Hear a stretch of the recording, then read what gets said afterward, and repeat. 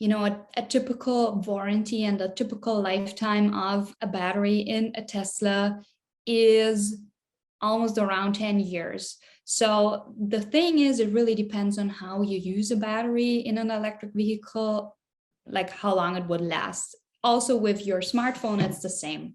If you charge it at low temperatures a lot, it will last a little bit less than if you treat it in a nice way. So batteries actually want to be treated like humans. They really enjoy temperatures like room temperature because, they're running electrochemical processes that, like us humans, we like room temperature. We don't like going super fast. We don't like, so it can be compared to that. So if you treat a battery right, then I guess around 5-10 years, something like this is a good range for a battery in an electric vehicle.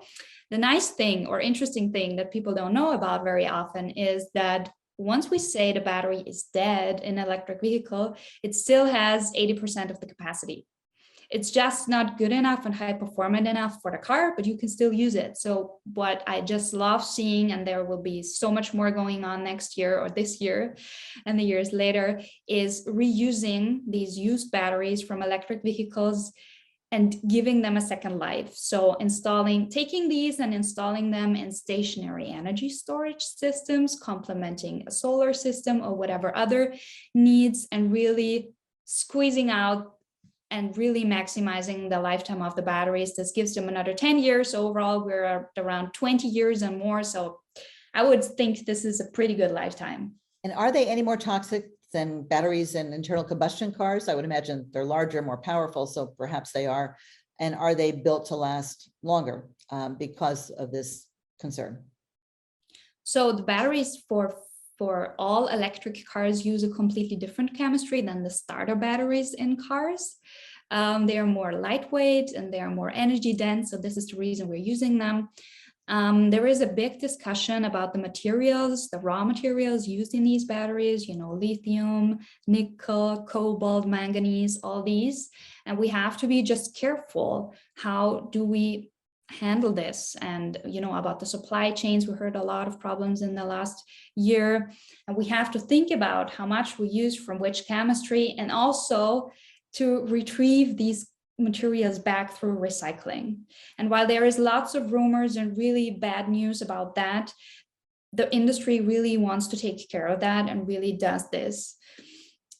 So they work on this kind of circular economy where it's really then a circle, and at some point you don't have to mine new raw materials anymore and really can use recycling as a local mining opportunity. This works. Is there a real risk though in the next decade or so that some of these materials, these minerals could run out, and then what? That's always the huge headline. We're running out of lithium. We're running out of whatever. They just recently found a cool, they start mining lithium now in Austria, in my home country, and they found so much lithium they can supply whole Europe with it. So sometimes I think we really have to be careful not following all these headlines. What does it even mean? Are we running out of lithium? Then we need to understand how many vehicles do we actually need. And perhaps there will be substitutes developed. So I think it's a good chance for us now going electric to really think sustainable and really build the supply chain and this economy sustainable. It's an opportunity. But to that point, Veronika, what's nice about the Austrian discovery is that it's actually in a brine solution from 3 various wells, where they're looking at it as a byproduct of mining, if you will, that brine solution. And oh, by the way, you can get lithium out of it. So the neat, at least the article that I read about it, was the company was filing some patents to go after utilizing the primary brine solution for whatever industry it was used for. And then, oh, by the way, we're going to skirt off some lithium in the process. And they envision that it'll solve 25% of the European demand signal for lithium for the next 2 to 3 years.